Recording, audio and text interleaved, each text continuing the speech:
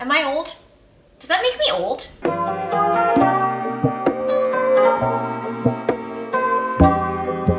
Hi friends, and welcome back to a new Sustainability Sunday.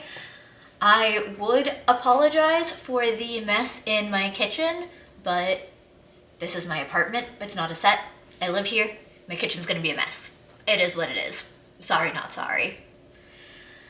I guess at least this way you know that it's a real kitchen, not a set, right? So I took like a whole month off. We'll address the elephant in the room. Yeah, I accidentally took a month and a half off. Almost 2 months, actually. Sorry.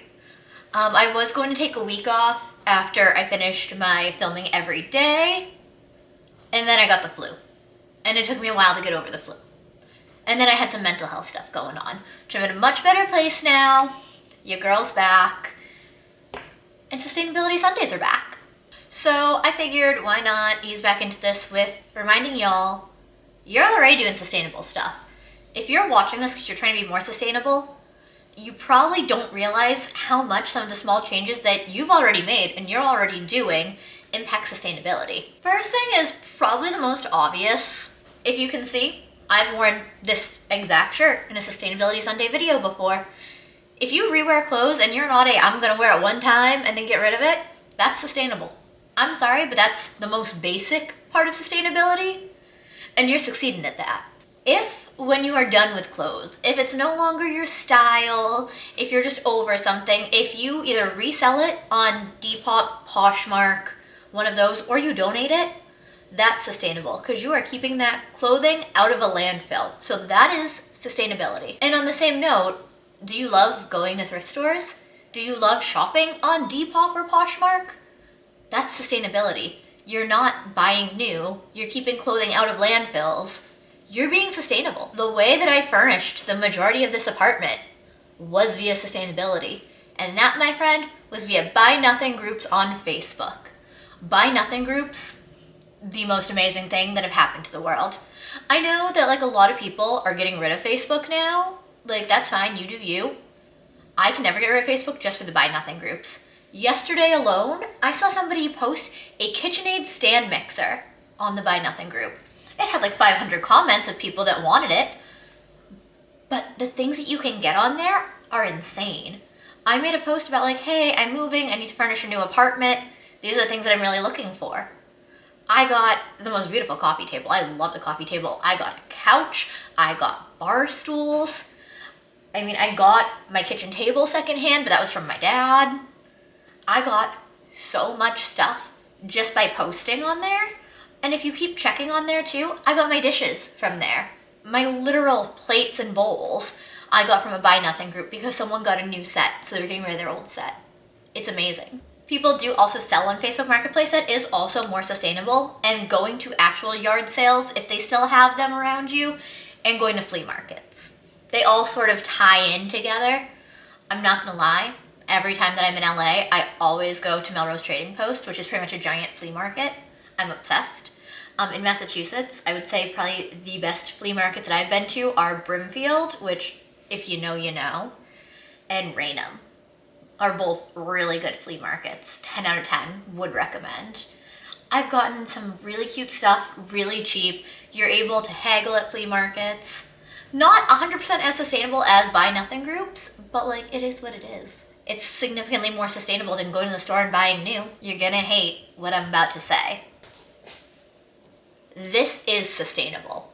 I'm sorry, but it is. I know, Stanleys are trendy. And if you're out there buying a Stanley in every single color, no, that's not very sustainable. But if you're like me, I own one Stanley cup. That is sustainable. I also do have 2 hydro flasks, but it was because I was using one for water and I was using one for tea. So water and tea would not intersect. I use my Stanley just for water. This brings to work with me every single day. Fits perfectly in the cup holder on the drive to work. Then I just keep it at my station at work. 10 out of 10. Can't recommend it enough. I'm not bringing plastic water bottles. I'm not going through plastic cups with a water dispenser that we have at work. I have my cup. I fill it with water from my pitcher that I have in the fridge before I leave in the morning. And then if I need more water, I use the dispenser or my cup. don't go through all this excess plastic, and I'm not creating more overconsumption by buying every single color of Stanley Cup like some people do. Having one single cup, a reusable cup, a reusable bottle, what have you, whichever one of those you choose, that is a more sustainable option. Even if it is trendy, it can be trendy and sustainable. Reusable tote bags. I feel like I don't need to really say much else with that. I mean, you can get them at the grocery store to carry your groceries in. You can get them at any clothing store. You can get tote bags just about anywhere. I have a small addiction to tote bags. It may not be the most sustainable because of how many of them I have. In my defense, I've gotten a lot of them from events that I've gone to. I have not spent money on a lot of them. But if you bring a tote bag with you when you go out shopping and you use that instead of a plastic bag, that's sustainability, my dude. And I'll bet good money that you'll already have a bunch of tote bags at home somewhere. But on that note, also recycling bags. Like if you do get a plastic bag and then you use it in your bathroom trash as a trash can liner, that's more sustainable. If you have paper bags and you use them either to put your recyclables in, which is what we like to do, or if you have a kid and you use it to make book covers, is that still a thing? It was when I was growing up. Your textbooks had to have covers on them, and we would always use brown paper bags so we could decorate them however we wanted. Is that still a thing? Let me know, because I'm curious now. Am I old? Does that make me old? Glass straws. Glass straws, or metal straws, or opting for no straws. How many of you out there don't use straws at home? Most, right? And that is more sustainable. This does tie into sustainability isn't for everybody. Not everything works for everybody. There are many people that are not actually able to just drink out of a cup and they need a straw. That's fine. If you need the plastic straw that has like the wiggle room and it can bend, there is no shade. I don't judge anybody for that. But I know that a lot of people at home aren't using straws or have glass straws or metal straws at home.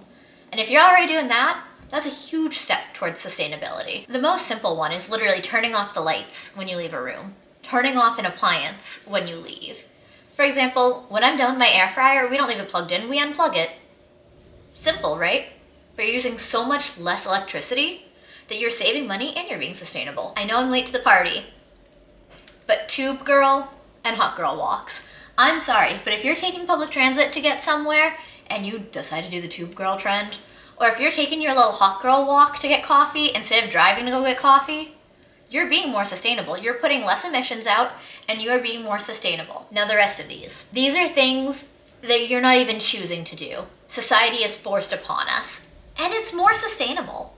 As much as I don't like some of it, it is way more sustainable. This is an iPhone. This is all I need to carry when I leave the house half the time. Do you wanna know what I used to carry? I used to carry a phone and an iPod and a camera. All these different devices. When now, we have one thing that does everything. It's creating so much less waste because you're not getting a new camera every few years and then, oh, there's your old one as waste. And when you get a new phone, old phone goes to waste. Now, they recycle iPhones. But that also ties in a lot to the trend of digital downloads. When's the last time you bought a CD?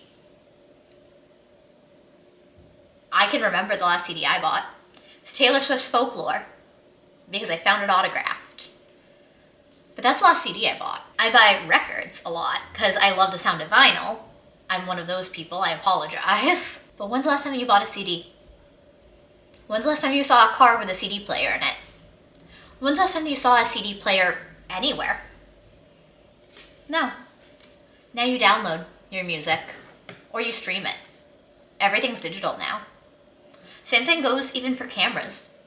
Yes, some people still have film cameras, but am I old or does anyone else remember the era of disposable cameras? I know that they're making a comeback now. I know that's a thing.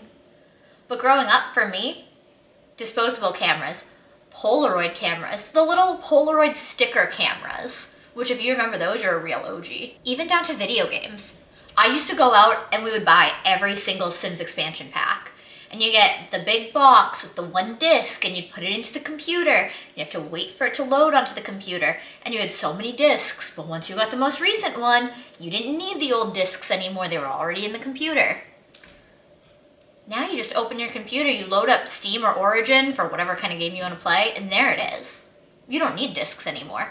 Everything's digital. which ties into my Kindle. I have a Kindle. I love her very much. But if you've seen any of my reels or videos that are in my living room, I've got bookshelves full of books. Kindles are significantly more sustainable, especially if you do, unfortunately, pay the monthly price for the Kindle Unlimited. But the most sustainable part of it, most libraries have access to Libby. And if you don't know what Libby is, you can rent books from the library on your Kindle with Libby. That's what I do.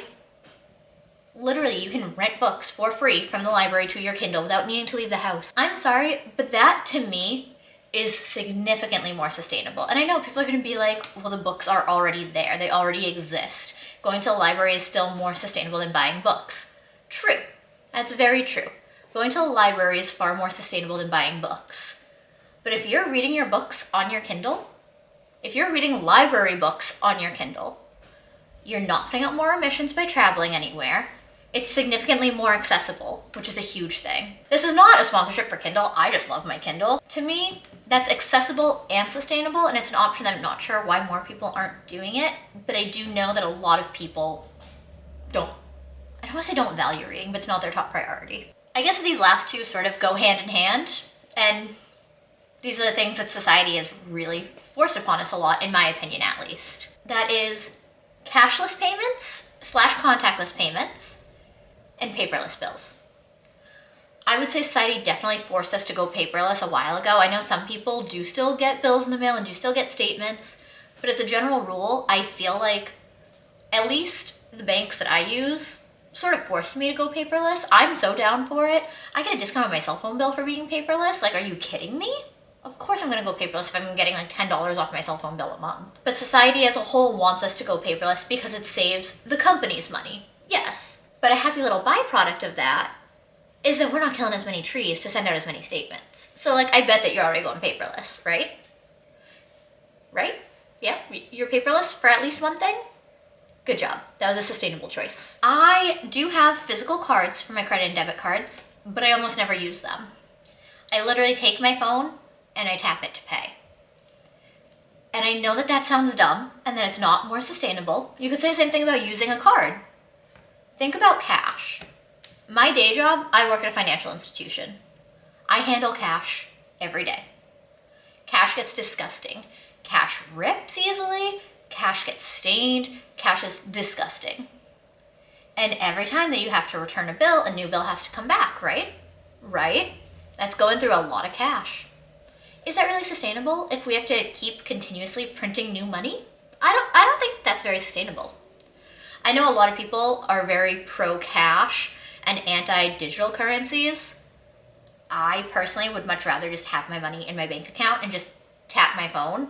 If you're pro-cash, good for you, no shade there. I'm just not a big fan of carrying cash because I also lose everything, which again makes it not sustainable. If you lose your cash, you're out your money. I would say society is definitely trying to force us more into cashless payments. And I personally am not opposed to that. I do think it's more sustainable.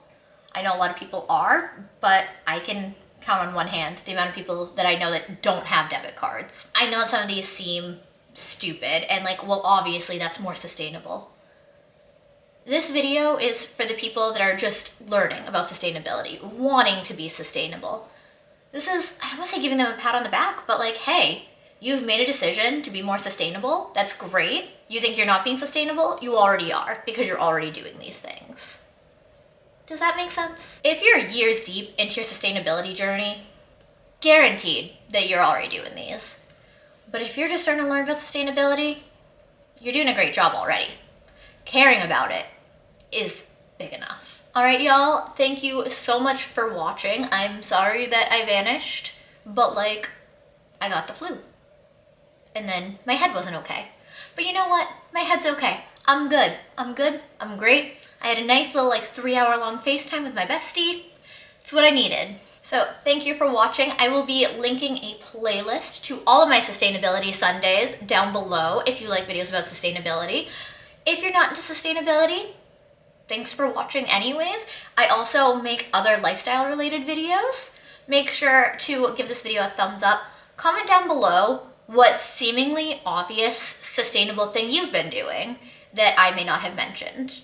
Make sure to subscribe and hit the bell, otherwise YouTube will not tell you when I post new videos because it is broken like that. And I will see you on Wednesday in my next video.